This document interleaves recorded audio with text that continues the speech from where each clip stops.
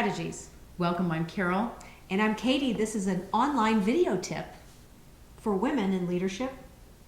Yes, it is. You seem surprised. No, I didn't know. Sorry, that was not my surprise look. That was a good one. What? Yes, and you're going to be talking in a moment. We're doing too. that now? We're doing that right this minute. I love this topic. And the topic is? The topic is fearless transitioning. There's so much fear in transition that I know we've got an outline here of how we're going to get you through it. Right? Fearlessly.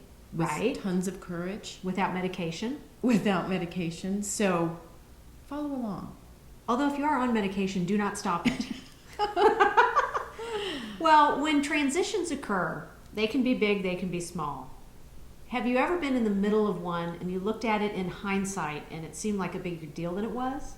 Oh, yes. I think all transitions Seem like a bigger deal? seem like a bigger deal in hindsight. You know, while you're going through them, they're not easy. Although I would almost argue that big ones, like life changes, like a divorce, or you go through day by day, you're almost in this sense of, I don't believe it's happening to me.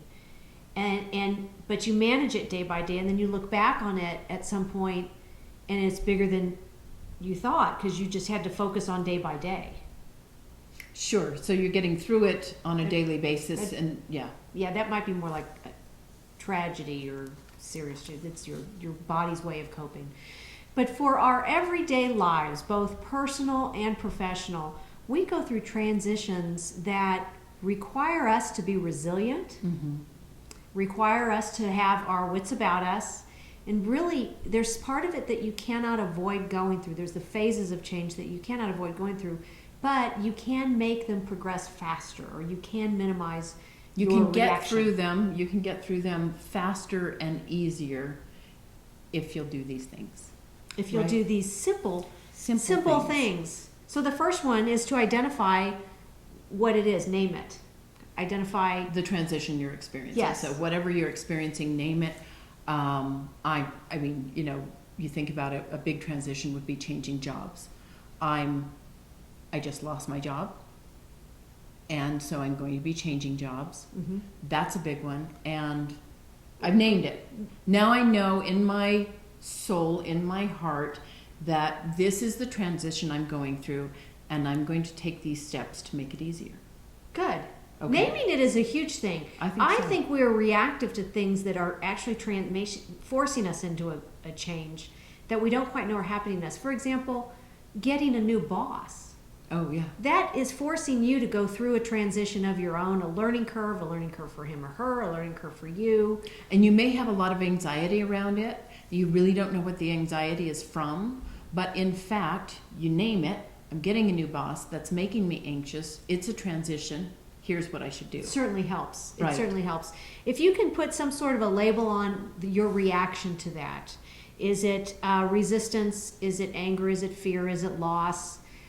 Is it frustration? Is it I'm disoriented? Any of those things will help you get your hands around it. So label it. Nice. Give it a name. Okay. Okay. So that first step, kind of identify what the change is and how you're reacting to it. Number two, understand that change has cycles, ups and downs. Right. Ups and downs. Is it something that feels like it's getting worse before it gets better? Right. And keep in mind that it always gets better.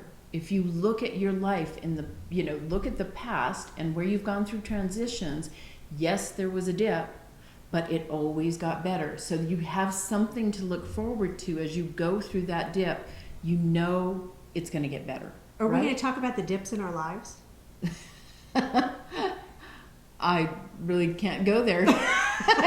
He may be near. Yes, he probably does not like to be called a dip. Just kidding. That's the past. We're talking the past. The past, yeah, Nobody yeah. present, right? Understanding those cycles of change, ups and downs. It can be stable. Of course, when you're stable, it doesn't feel like you're going through change, but that is a reaction of finally getting, or an indication of finally getting out of change, is that level of stability. Next, label the negative. Label what it is that resistance is about. And I mentioned a couple here: loss, frustration, disorientation, lack of clarity, I'm focusing just on the negative part, because generally what we do is when we push back in change is say, this is what's being done to me, and it's the negative. Right. And so in this, I would, let's say I'm getting a new boss. What would labeling the negative? It wouldn't be what we talked about is identifying the transition you're experiencing. It's more It's the more the labeling reaction. what could happen. So, oh, I might not be able to keep my schedule. I might not be able to keep doing what I'm doing that I really enjoy. They might want to. Right. I think that would be a fear of expectations of a new boss. mhm. I had somewhere in there maybe a loss. My last boss was really good at giving me feedback. My last boss made sure that I was on a growth ladder so that I could eventually be promoted. Mm-hmm. I've just lost that. And so instead of seeing what's in front of you as possibly positive, you're seeing it as, first off, how it's affecting you personally and what the loss is. And what the negative Boy, part is. being Yeah. able to identify that is super important. And I'll tell you, that's a sophisticated step. Some of us, It is. Well, we're have to tied steward up it. in the emotion. We're tied up in the feelings about this, and we can't necessarily label it because it's very fresh. It's very there. yeah, So get yourself to a point where you can label it. Do some journaling if it helps. Journal about how this is all making you feel and why you think it's making you feel that way. Journal the negative, and then at the very end, we're going to accentuate the positive. We're going to That's right. end with confidence. Put your best step forward. Look at how you're handling it in a graceful, positive way. Flip around the negative into something that's a potential. How could it look? right. So look at all those negative things that you've written in that journal and say, okay, so what are the positives here?